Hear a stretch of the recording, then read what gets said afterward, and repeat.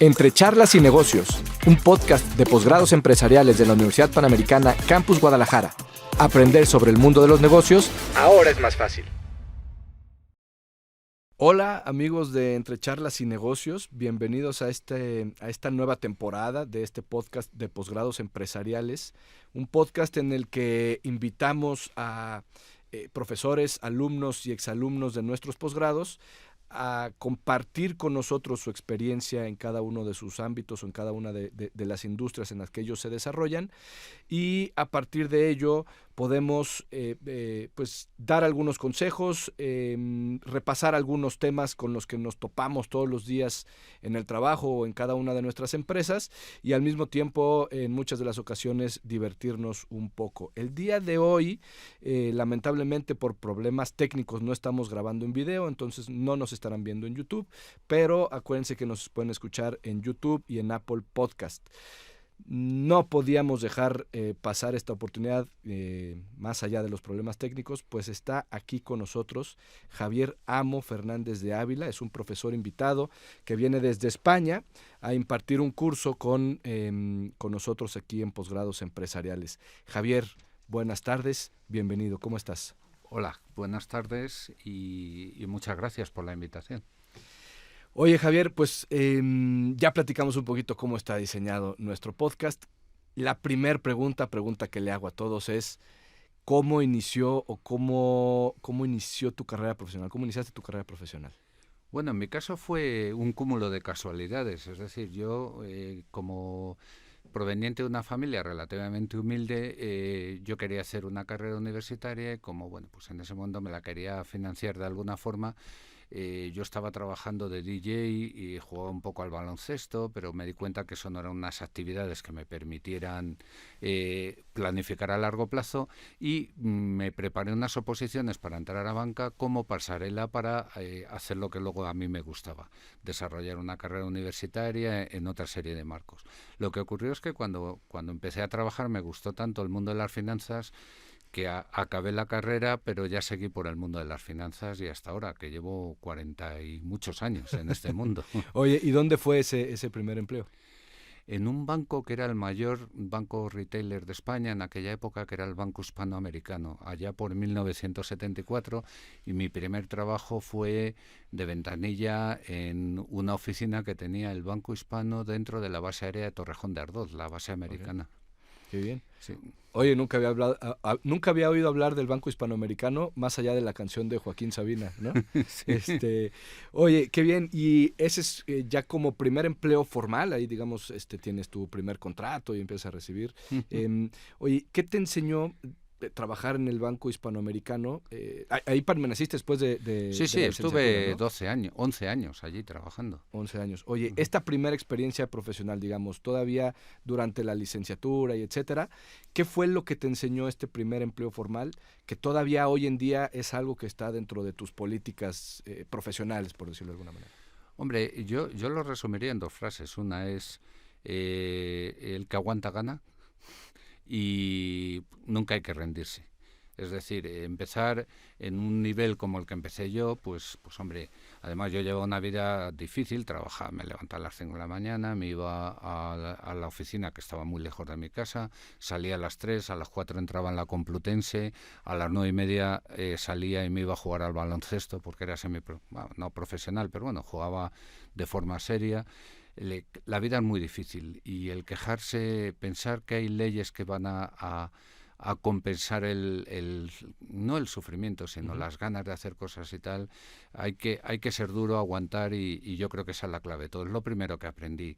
Es decir, en una ventanilla, pues hombre, de lo que es el negocio aprendes poco, lo que sí aprendes es a relacionarte con los clientes, a relacionarte con un entorno que te resulta un poco ajeno. Además, yo tenía 16 años en aquel momento. O sea, la enseñanza vino más por el aspecto psicológico de la dureza, la resistencia, el saber aguantar, el que las oportunidades surgen y tienes que estar a ellas. Es decir, esos trabajos que no quiere hacer nadie, pues si tú te apuntas a ellos, pues tienes más posibilidades que hacer lo que hacen todos los demás. Esa fue mi primer aprendizaje, una entidad que me pilló demasiado joven. Te puedes imaginar que con 16 años tampoco era Sí, un un dechado de sitio. virtudes financieras, ¿no? Sí, sí, nada. Oye, y me cuentas que estuviste en la licenciatura y te mantuviste ahí. ¿Cómo te consolidas en la banca?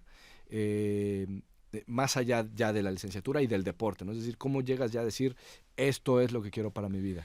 Pues justo como te decía, cuando empiezas a ver cosas nuevas, y yo me gustaba mucho cambiar, y cada vez que había un producto nuevo y la gente se siente asustada de lo desconocido y tal, a mí me gustaba mucho, y yo entraba a todas las peleas que había y tal, y fui creciendo poquito a poco. Pues pasé a una mesa de divisas, luego estuve en importación y exportación, pero el gran salto supuso cuando me incorporé a Barclays en España. Barclays era uno de los mayores bancos del mundo, llegó a España y bueno, yo fui una de las primeras personas que ficharon y para mí fue un gran aprendizaje porque me permitió acceder al mundo, un mundo tremendamente más sofisticado, que iba muchos años por delante de nosotros, con la facilidad que suponía irte a Inglaterra a ver lo que hacían, traerlo aquí y ser un innovador. Es decir, eso para mí lo más importante fue ese gran salto que dimos a una entidad pues que prácticamente era la mayor del mundo en aquel momento, una de las tres mayores como Barclays Bank. Justo esa era mi siguiente pregunta. Cuando tú pasas a Barclays, ¿ya pasas a ser banca internacional o sigues trabajando No. de manera local? En un principio, Barclays adquirió un pequeño banco español y lo que tuvimos que hacer fue solucionar lo que era ese banco, ¿no? Okay. Que le dimos una dimensión española muy grande, de hecho innovamos mucho, sacamos productos desconocidos y en unos pocos años prácticamente estábamos entre los bancos más relevantes de la parte española. Y ahí fue cuando me ofrecieron pasar a lo que fue el gran salto de mi vida, a lo que es banca de inversión. Uh-huh. Abandonar un poco la banca de, como lo llamaban en Inglaterra, de High Street, de tendero, Uh-huh. con productos muy básicos ofrecidos a una parte mucho más sofisticada, en la cual además no tenía ni idea. El día que me dijeron, oye, te vas a encargar de crear un banco de inversión y vais a hacer corporate finance y tal, yo dije que sí a todo y según salí me fui a una librería y compré todo lo que había sobre banca de inversión, corporate finance, porque no tenía ni idea. Yo sonreía enigmáticamente como diciendo, yo de esto sé un montón, Claro. pero me pasé 2 noches enteras leyendo libros sobre eso y luego por lo menos tenía una cierta aproximación teórica a lo que me tocaba hacer. Claro. Oye, y entonces, ahora sí te planteo la pregunta, ¿cómo es el cambio, ¿no? de manejar un producto de manera local o trabajar en una empresa en cuestión local, a ya empezar a manejarte en la industria, pero a nivel internacional, es decir, las decisiones cambian, etcétera? ¿Cómo fue ese cambio? Hombre, es un cambio muy difícil y tienes que entender que ya no eres, pasas a ser cabeza de ratón a cola de león. Es decir, te das cuenta que las cosas tienen mucha más trascendencia porque una decisión en el headquarter afecta a todo el mundo. A veces no entiendes la gran política, por qué en un sitio se hace esto, en otro no. Es decir, es una gran disciplina, pero también te sirve para entender un montón de cosas que con los años van funcionando. Te das cuenta que lo que a ti te parece muy extraño ya se ha pasado por ahí varias veces y que por tanto tú eres capaz de hacer un copy-paste y adaptarlo a tu idiosincrasia Uh-huh. nacional y tal. Fue un paso muy importante. Los ingleses, con todas las dificultades que tiene un carácter inglés, que no vamos a criticar aquí, aunque tendríamos para un programa entero, No tenemos escuchas en Inglaterra, no te preocupes. se hace muy complicado, pero también aprendes metodología, son gente muy práctica, muy estructurada mentalmente. Bueno, a mí me sirvió muchísimo, muchísimo el trabajar con los ingleses. Muy bien. Oye, Javier, ¿y cómo llegas a lo que estás haciendo actualmente? Pues quizá mi trayectoria viene de forma no planificada. Es Uh-huh. decir, cuando llevas 23 años en Barclays y tienes 50 años, llega un momento que dices, bueno, yo ya me voy a jubilar aquí, mi carrera hecha, soy director general de un gran banco y tal. De repente cambia la estrategia de multinacional y dicen que España empieza a ser un sitio que ya no es tan importante, etcétera, etcétera. Y bueno, pues en algún momento dado me veo obligado a salir del grupo Y es un momento, tuve un año de reflexión en lo que los ingleses llaman gardening, que es un año en el que no puedes tener otro trabajo. Estuve asesorando a varios países para implementación de bolsas de valores, de negocio de asset management, de tal. Y luego decidí que volver otra vez a la disciplina de una multinacional, etcétera, que era muy complicado. Me sentía muy mayor para que un chaval tuve una entrevista con un gran banco suizo que me vino a entrevistar a una persona que era 20 años más joven que yo y me quería enseñar un montón de cosas. Bueno, sí. Mi decisión fue emprender, crear una compañía por mí solo, buscar una serie de socios, promotores y tal.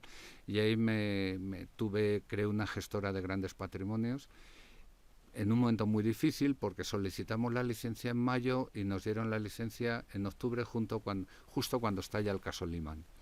Con lo cual se me fueron inversores, se me fueron todo el mundo. Entonces no empezamos de cero, empezamos de menos muchos. Fue un momento muy difícil, pero bueno, de nuevo el que aguanta gana, apretar los dientes, decir aquí hay que luchar y luchar y luchar, y al final nos salió bien, empezamos a progresar y bueno, pues cuando llevamos 7-8 años llegó una gran compañía de seguros que le gustaba lo que hacíamos, nuestra estructura, nuestra forma de actuar, nos compró la compañía y bueno, pues yo ahí muy agradecido porque la verdad fue un buen deal, yo creo, para los dos.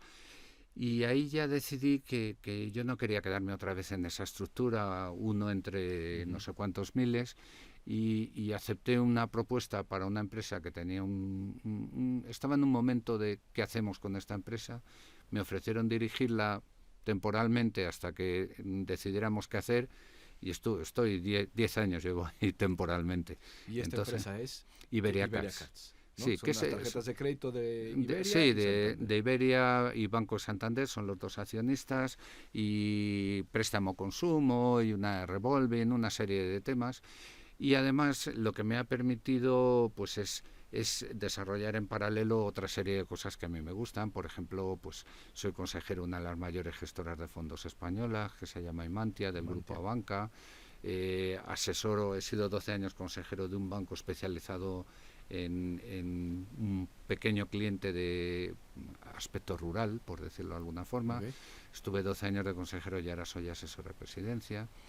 Emprendí, puse algunos negocios de internet que salieron bien, otros que salieron mal, que va desde una empresa de simulación de vuelos que va muy bien, hasta, como yo he sido siempre maratoniano y tal, pusimos un outlet para maratonianos que no fue muy mal y quebró. Bueno, pusimos un negocio en China que fue muy bien, tan demasiado bien que el gobierno chino decidió que ellos lo iban a llevar mejor que nosotros. ¿Y te lo compraron? No. ¿O al estilo chino? Dijeron, al estilo chino. Mejor nosotros. Okay. Esto no te preocupes, que nosotros nos hacemos cargo de ello. Y bueno, pues todo esto lo que sí me ha permitido, pues estoy de presidente no ejecutivo, un poco de pelo blanco que va a asesorar a los chavales jóvenes en Abu Dhabi. He descubierto pues mundos que pues, me resultan muy atractivos. Conocer cómo se hacen los negocios en China, en Emiratos, la extravagancia de determinadas situaciones, todo eso me ha venido muy bien. Y ahora, entre medias, me ha permitido también seguir dando clase, que es una cosa que es mi pasión. Llevo 30 años dando clase y dirijo unos cuantos másters. El primero en mercados financieros en África, del que estoy muy orgulloso, en Egipto. Muy bien. Sí. Oye, al ratito hablaremos de educación, pero justo mi siguiente pregunta es, con todo este periplo que nos acabas de contar, con toda esa experiencia en la banca, en el mundo financiero, ¿cómo ves la industria de la banca? ¿Cómo ves el mundo financiero a nivel macro? Y si tuvieras alguna opinión o algo que nos puedas decir del mercado en México. Uh-huh. Vamos a ver, la banca en sí bueno, pues ha tenido una vida durísima últimamente. No nos olvidemos que medio mundo ha tenido tipos a cero. Al final, un análisis muy básico, el negocio de la banca es comisiones y márgenes. Uh-huh.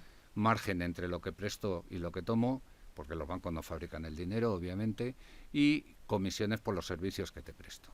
La gente es muy renuente a pagar por un servicio que no percibe. Y eso le pasa al banco, le cuesta mucho cobrar comisiones y cuando los márgenes están al cero es durísimo. Los bancos lo han pasado muy mal. La prueba es que si tú miras los principales bancos en los 90, no queda ninguno vivo.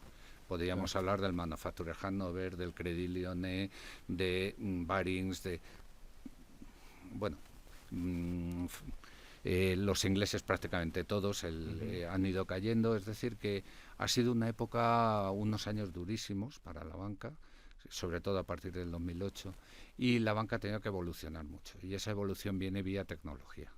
Entonces, la tecnología está influyendo muchísimo, muchísimo en lo que es la banca. Luego, además, ha habido un fenómeno tremendo de desagregación del negocio bancario. El banco era una especie de Walmart en los que encontrabas desde un animal hasta comida. Te daban cualquier... sin embargo, el mundo lo que nos ha hecho es evolucionar hacia especialización. Es decir, hay empresas especializadas en gestionar tus activos, tus ahorros, otros tus fondos de pensiones, otros en capital riesgo, otros en... Es decir, y además aparece otro segundo mundo que ya viene a ser el remate de esa desagregación, y es los fintech. Las fintech lo que han traído consigo es un abaratamiento del servicio, un abaratamiento que es complicado. ¿Por qué? Porque básicamente las fintech están teniendo gran éxito porque lo dan todo gratis. Sí. Y nadie les exige ganar dinero. Sí. Entonces, ahora van a pasar un momento muy malo porque las rondas de financiación con tipos altos van a ser mucho más difíciles. Con respecto a México, pues eso es un tema bastante especial. México es un país con unas posibilidades ilimitadas. O sea, es uno de los países del futuro por población, porque tiene todo lo que un país necesita, materias primas, las mejores universidades de Latinoamérica, tiene todo. No vamos a hablar de las rémoras que sufre y que impiden que se desarrolle, pero eso vamos a pensar que acabará, que tendrá un buen fin y de alguna forma se sacudirá como los perros las pulgas en un determinado momento y podrá desarrollar todo su potencial. Mientras tanto, México, digamos, a priori es un paraíso para la banca. ¿Por qué? Porque, por comparación con España, por ejemplo, en España el 100% de la población está bancarizada. Sí. ¿Qué quiere decir? Que para que el Santander consiga un cliente se lo tiene que robar a otro. Y eso es muy caro y muy complicado. Todos sabemos que, de alguna forma, todos somos financieramente vagos. Qué pereza ir a un banco, qué pereza cambiar de cuenta, qué pereza todo eso. Pero claro, México tiene un poco por encima del 60% de la población sin bancarizar. Es decir, un banquero internacional me describía México como pescar en un cubo. Es decir, es muy fácil y sí, además están concentrados, hay dinero, hay potencial. Es decir, México tiene que desarrollar todo su potencial financiero. Es decir, yo que veo una evolución muy parecida a lo que ocurrió en España, que de un banco servicio que te da todo, tiene que surgir la especialización. Por ejemplo, es evidente que los fondos de inversión en México tienen un futuro increíble. ¿Por qué? Porque 1/3 del ahorro mundial se hace en fondos de inversión y en México es una industria todavía por desarrollar. Hay un montón de factores que hacen tremendamente optimista el futuro de los mercados financieros, de las entidades financieras en México, porque está todo por hacer. Es decir, se avanza en muchos frentes, sin embargo, parece increíble que más de la mitad de la población esté sin bancarizar todavía. Por tanto, es un mundo de posibilidades que, si fuera un poco más joven, me encantaría. Oye, y además de ese 60% habrá que ver qué tanto provecho le sacan a sus servicios o a sus productos financieros, ¿no? Es decir, de ese 60%, ¿cuántos de ellos simplemente tendrán su tarjeta de nómina porque se la entregaron en donde trabajan? Y de ahí en más, no le sacan todo el provecho que le podrían sacar a un servicio financiero. Está claro. El ahorro, hay una serie de factores que hacen que bueno, pues existan muchas posibilidades por explorar y lo que pasa, lo que sí me sorprende es que no veo el avance rápido. Es decir, yo soy un enamorado de México, vengo todos los años aquí a dar clase, estoy haciendo mi tesis doctoral en una universidad mexicana y sobre México. Es decir, y si me hubieras hecho esta pregunta hace 3 o 4 años, te diría, esto es una explosión un Big Bang que va a pillar por medio al que se ponga por delante y lo va a arrollar, y sin embargo no lo veo que esté avanzando con la rapidez que yo hubiera previsto. Sí, y es que al parecer, bueno, yo creería que no estamos eh, ni acostumbrados ni educados para hacerlo, ¿no? Hay un problema ahí de educación. Justo preparando un poquito el guión, platicaba con un compañero de trabajo, con un amigo, sobre esta sobreoferta de productos en el mundo financiero, ¿no? Es decir, le contaba, ayer me entregaron mi tarjeta de crédito, ¿no? Bueno, una tarjeta de crédito.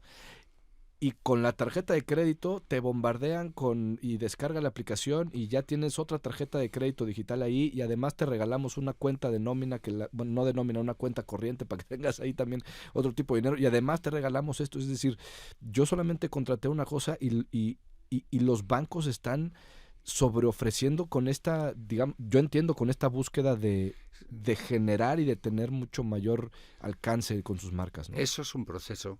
En esa evolución es un proceso, se llama la paquetización de servicios. Sí. Eso es algo que ha ocurrido en todos los países y va a ocurrir, pero, y ahí vamos paso pero a paso. Es curioso porque lo que veo es que las entidades financieras están atacando a ese 40% ya bancarizado, que es obvio, no atacando a ese otro 60% que está sin bancarizar. Está claro que a esos clientes que no les vas a sacar mucho dinero, pero la masa crítica es importante. Y no nos olvidemos que hoy en día los bancos tienen que evolucionar a vender no solo lo básico, sino hay que cuidar ahorro, pensiones, financiación de proyectos. Puede parecer una tontería, pero a lo mejor un vendedor de tacos necesita cambiar una serie de cosas, etcétera, no tiene acceso a la financiación. Es decir, hay un mundo tremendo por descubrir. Ya no vamos a hablar del capital riesgo, el venture capital, tal, que esos son estadios mucho más posteriores y tal, pero sí, esa paquetización de productos ha sido estándar en todos los sitios. Me acuerdo que había bancos italianos que incluso te lo daban físicamente, te daban una bolsa que te regalaba una camiseta, un bolígrafo, y te ibas con 4 productos que ni sabías lo que eran, ¿no? O sea, que eso es un tema. Pero no nos olvidemos que va a haber un salto muy grande con la progresión del conocimiento del cliente vía inteligencia artificial, vía una serie de cosas. Es decir, el customer behavior que hablan los ingleses, el comportamiento del cliente, vamos dejando muchos rastros y los bancos tienen mucho acceso a nuestros rastros. Y se va a acabar el ofrecerle una viejecita de 92 años, yo qué sé, bolsa Indonesia, por decir una exageración, porque vamos a conocer que una viejecita de 92 años no va a invertir en la bolsa de Indonesia. Entonces eso abaratará el proceso y permitirá centrar mucho más el foco de lo que ahora se está haciendo. Oye, ya que estás yendo para allá, y para cerrar esta primera parte, ¿cómo ves esa tendencia? ¿Hacia dónde vamos? ¿O hacia dónde va el mundo financiero? Justo estás dando ahorita una clase a nuestros alumnos de posgrados, una semana internacional, sobre megatendencias. ¿Hacia dónde vamos, Javier? Hombre, yo creo que todos somos conscientes de que el mundo está cambiando a una velocidad tremenda y hay una serie de vectores que marcan el cambio. Por ejemplo, el envejecimiento poblacional. O sea, en Japón, parece un chiste, pero es verdad, ya se venden más pañales de ancianos que de niños. Es decir, por supuesto el mundo va a necesitar atender una serie de cosas. Estamos a punto de llegar al punto máximo. En noviembre del 2022 la población mundial llegó a 8.000 millones de personas. Vamos a llegar a 10.000 millones y luego va a descender la población de forma notable. Eso está ya descontado por todos los especialistas y tal. Eso va a suponer un cambio. El clima, la energía, cambio climático, todo ese tipo de cosas, la robótica, el acceso de la tecnología, todo eso va a cambiar el mundo radicalmente. Vamos hacia un mundo a una velocidad tremenda que no conocemos. Es muy difícil. De hecho, ayer yo les planteaba en este curso que estamos dando, pues diatribas que se van a plantear en los próximos años, como renta básica universal. ¿Es necesaria? ¿No es necesaria? Entonces, el primer impulso de todos los alumnos es decir, no, el que no trabaje, que no. Pero, quizá vayamos a un mundo con la robótica en la cual ya no dependa de una persona el trabajar o no trabajar, es que no exista un trabajo para él. Es decir, si ya los robots pueden hacer prácticamente lo que sea. Yo hace poco hice un curso sobre inteligencia artificial y robótica en el MIT y me sentía como el protagonista de Blade Runner, que me hacían averiguar si con quien estaba hablando era un robot o una persona y no lo conseguías averiguar. Entonces, en ese mundo, obviamente la élite que es capaz de dar un valor añadido en los procesos de producción siempre va a tener un sitio y va a estar muy bien. Pero las personas que desgraciadamente no aportan un valor añadido, es decir, yo qué sé, por poner algo muy sencillo, poner un ladrillo encima de otro, que lo va a poder hacer fácilmente un robot, ¿qué vamos a hacer con todos ellos? Entonces, esas tendencias que están cambiando el mundo, pues nos planteamos renta básica universal, nos planteamos un mundo radicalmente distinto. Esas megatendencias que están haciendo cambiar el mundo son las que estamos viendo allí, explicándolas, el porqué, qué cambios, etcétera. Muy bien. Muchas gracias, Javier. Oye, vamos a pasar a la segunda parte, ¿no? Porque quiero contarle a nuestros radioescuchas, perdón, a nuestros escuchas del podcast, que además de toda esta experiencia que nos acabas de contar en el mundo financiero, también eres profesor desde hace, nos comentabas hace rato, 30 años. Sí, más ¿no? o menos. Eres director de una maestría en finanzas en el Instituto de Estudios Bursátiles de Madrid, en Madrid. Y en el Cairo también tienes el programa. Con nosotros aquí en la Universidad Panamericana colaboras como profesor, colaboras con el London Business School of Economics. No, ahí he terminado. Sí, ahí he terminado, sí. Con clases... el Brexit, es curioso, pero el Brexit, que es uno de los grandes problemas que hemos tenido, o sea, supone un atraso de muchísimos años para Inglaterra y ya lo están sufriendo, hizo que instituciones como la London School of Economics se retrotrayeran a su actividad prácticamente local y tal y cual. Claro, porque ahora es mucho más complicado conseguir un profesor que no esté, o sea, que no sea local, sí. ¿no? Claro. Bueno, y con toda esta experiencia, también quería preguntarte cómo ves esta parte de la educación. En nuestro primer capítulo de la temporada pasada, que fue nuestra primera temporada, tuvimos aquí sentado como invitado al doctor Carlos López, que es nuestro vicerrector académico aquí en la universidad, y le preguntábamos cómo ves la educación, por qué, ahora te lo pregunto a ti, ¿por qué alguien que ya salió de la licenciatura, ¿no? Y que parece que ya tiene su primer trabajo y que empieza a ganar y que empieza a ganar bien, o que tiene su empresa y empieza a ganar bien, ¿por qué tendría que volver a las aulas o por qué tendría que estar otra vez preparándose, leyendo, estudiando, haciendo tareas, ¿no? Parece que ya lo resolví, ¿no? Después de tantos años de estudiar. Ese es un tremendo error. En un mundo tan cambiante, el otro día leía que aproximadamente el 65% de los trabajos actuales en 15 años no van a existir y que existirán otros que los sustituirán. Pensar que con un conocimiento estático vas a ser capaz de sobrevivir en un mundo tan dinámico es un error tremendo. La formación ha cambiado el paradigma. Ahora la formación es de por vida. Es decir, yo a los 55 años me hice un curso sobre inteligencia artificial y robótica porque no entendía qué estaba pasando y me pasé pues 3 meses ahí conectado todo el día en el MIT tal y cual, que me supone un sacrificio porque al fin y al cabo, bueno, a determinadas edades, bueno, yo ahora estoy también haciendo el doctorado, o sea que quiere decir que la formación ya no es un proceso estático que terminas tu carrera, tu maestría y te vas para tu casa y con eso vives. No, porque este mundo es tan cambiante que probablemente lo que tú sepas no va a ser de aplicación en 3 o 4 años. Fíjate, me comentaba una rectora de una universidad americana con la que coincidí una comida que tenían un grave problema porque las carreras tecnológicas, que son de 3 años, lo que aprendían en primero, en tercero, les daba risa. Entonces decía, ¿qué hacemos? ¿Carreras universitarias de 8 meses? Sí. Claro, entonces, pero también explicar cosas a los chavales, que dices, si es que esto no va a servir de nada dentro de un año y tal, es muy complicado, muy complicado. O sea, mi consejo es formación continua, un no parar. O sea, tu vida la tienes que ir planificando en hitos de formación. Cada X años actualizarte e incluso te puedes encontrar que el camino que tú venías siguiendo acaba en una pared y tienes que dar unos pasos para atrás y buscar otro camino, y esa pared es que lo que tú hacías y lo hacías muy bien deja de hacerse, deja de ser necesario y nadie va a pagar por algo que no es necesario. eso es un tema en el que lo tenemos que tener en el cerebro constantemente. O sea, la formación es algo absolutamente necesario, constante y permanente. Oye, y para terminar la tendencia, ¿no? Otra vez hablar de tendencias ahora en educación. Veíamos hace 4 o 5 años un futuro, ¿no? En el que todos iban las clases en línea y ya no iba a ser necesario asistir. Y de repente, inteligencia artificial, etcétera. Y de repente nos cae un hito, ¿no? Como lo fue esta pandemia que nos encerró a todos. Y no sé, al menos yo lo veo con la gente que entrevistamos, gente que viene a preguntarnos sobre algún posgrado, que te dicen, nada más que ya estuve 2 años conectado, por favor tráeme a las aulas, ¿no? ¿Cómo ves el futuro? Con diferencia a cómo se veía hace 5 años y evidentemente lo que has vivido en los meses recientes. Hombre, yo veo un futuro híbrido, por decirlo de alguna forma.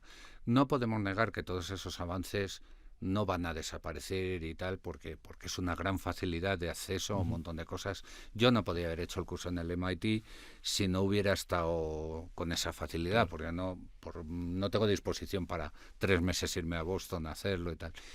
Pero el contacto con el profesor es importantísimo, ese toque, ese comentario. Para el profesor, el saber si tus alumnos están atentos, Sí. o sea, si tal. El alumno, el palpar un poco el ambiente del profesor y tal, para mí es importantísimo. Yo me siento mucho más confortable con clases presenciales, creo que transmito mejor, pero obviamente no podemos olvidarnos de la otra parte, con lo cual claramente yo veo un futuro híbrido en ese sentido. Y bueno, ahorita lo contabas un poquito, ¿no? Con esta rectora que te decía también de las carreras, ¿no? ¿Y qué va a pasar con esas carreras si al final de cuentas cuando estemos terminando ya prácticamente va a ser obsoleto lo que estábamos viendo al principio? Es un reto importante. Creo que evidentemente los primeros son las de ingeniería, pero prácticamente Todas, más allá de la medicina, todas. todos nos estaremos acercando a un Yo creo que rediseño. incluso la medicina. Es decir, cualquier profesión, si lo estudias, es apta para es decir, si tú vives en Estados Unidos y la medicina es cara, para revisarte una radiografía para ver si tienes un cáncer, ¿no te lo puede hacer un profesor indio Ujú. en la India? Un médico indio. Sí, digo, me refería a la medicina que no, porque al final de cuentas el tronco común de entender el cuerpo y todo eso no, Sí, no pero, cambiará, pero pero la el diagnóstico sí robótica, cambiará, por ejemplo, las operaciones de ojo ya te lo hacen robots, claro, no te lo sí. hacen Y cirujanos. Es no tendrá decir, que ser un cirujano en Estados Unidos, puede ser, exacto, lo puede hacer a distancia un tío desde Karachi. sí. O sea que eso yo creo que es fundamental, el asumir que cualquier profesión, o sea, puede haber un abogado mejor que un ordenador que se sepa la ley y sea capaz, o incluso un juez que Sí, no puede ser un ordenador que no se va a dejar llevar por un cierto imparcialidad, sesgo.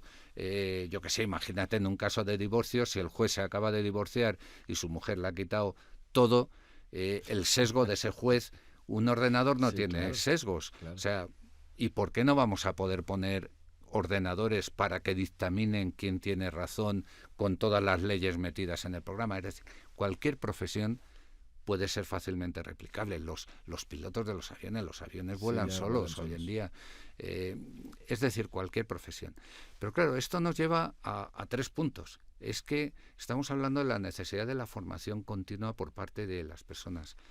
Pero también hay un tema que creo, y bueno, esto que digo puede tener una cierta controversia, también lo tienen que hacer los profesores.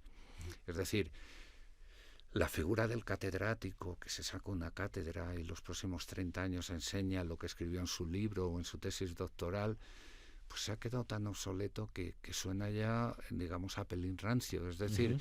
los profesores tienen que participar en ese proceso y las universidades. O sea, las universidades no pueden ir en paralelo de la realidad social. Tiene que haber un acercamiento entre lo que las universidades ofrecen y lo que las empresas necesitan. No quiere decir que las universidades se conviertan en centros de formación de empresas, pero lo que no pueden es vivir al margen. Por ejemplo, esto también puede generar todo tipo de controversias, pero que los rankings de universidades se hagan en función de publicaciones en sitios que lo leen Sí, sí. 5 personas, Especializados, absolutamente endogámico. O sea, si yo mañana publico una revista de estas, un artículo sobre, lo van a leer 6, ¿no? Entonces, que el ranking de una universidad, lo único que compute es el número de publicaciones, pues es un tema que nos debería hacer reflexionar a todos nosotros. Es decir, ¿es eso lo importante? Tal. El otro día me pareció curioso que las no universidades, las escuelas de negocios, han publicado un ranking que me parece, no digo que sea, pero hay que considerar, y es primer sueldo de los alumnos al acabar el programa en esta universidad. Y claro, te puedes imaginar universidades, escuelas de negocios que no estaban rankeadas top por publicaciones. Además, ahí entras en una dicotomía. Tú fíjate, yo llevo muchos años en un máster en mercados financieros. Yo no puedo tener catedráticos ni publicadores, yo tengo que tener especialistas. Sí. Yo lo que no puedo es traer un catedrático para que me hable cómo se hace el trading en la convexidad de las opciones. Porque o estás todo el día con tu Bloomberg haciendo trading en la convexidad de las opciones, no sí, tiene... ¿no? Claro. Entonces, eso es algo que obliga a todos. O sea, es decir, este mundo cambiante obliga a todos nosotros a seguir forzando la formación a tope y siempre que se pueda, a los profesores a reciclarse en todo. Cuando se instaló Bolonia en Europa, había asignaturas que prácticamente desaparecían. El derecho romano pasaba de ser una asignatura anual a ser una asignatura trimestral. ¿Qué hacemos con todos los catedráticos de derecho romano? O sea, es decir, que en cualquier otra... no han evolucionado y no han seguido preparándose. Claro, en cualquier otra profesión, si tú eres carpintero y deja de ser necesaria la carpintería o haces otra cosa, en la universidad tienen un cierto margen, con lo cual... Y las universidades deberían replantear su posicionamiento. Además, como digo siempre, las universidades tienen un problema, es que no compiten entre sí, compiten con YouTube también. Sí. Es que YouTube y Coursera y todas estas plataformas. Todas esas cosas, cursos, ¿sí? Todas esas plataformas son muy prácticas. El Power MBA todo ese, que prácticamente es nada, ¿no? O sea, pero todo el mundo ahora quiere títulos, quiere no sé qué. Entonces, las universidades deberían hacer una reflexión global de hacia dónde vamos, dónde queremos estar y cómo lo hacemos. Bien. Pues Javier, agradecerte muchísimo tu tiempo, tus palabras, tu experiencia, tus consejos. Queridos amigos de Entre Charlas y Negocios, agradecerles también a ustedes este seguimiento y los invitamos a escucharnos en Spotify, estamos también en Apple Podcast. Hoy no podremos estar en YouTube. Síganos en nuestras redes sociales, estamos en Facebook, en Twitter, en LinkedIn, en YouTube mismo, estamos como Posgrados Empresariales UPGDL. Síganos, denle like a nuestras publicaciones para que puedan ustedes estar recibiendo nuestro contenido que surge a partir de estas entrevistas. Nos estamos escuchando en nuestra próxima entrega. Esto fue Entre Charlas y Negocios de Posgrados Empresariales de la Universidad Panamericana, Campus Guadalajara. Javier, muchísimas gracias. Gracias a vosotros.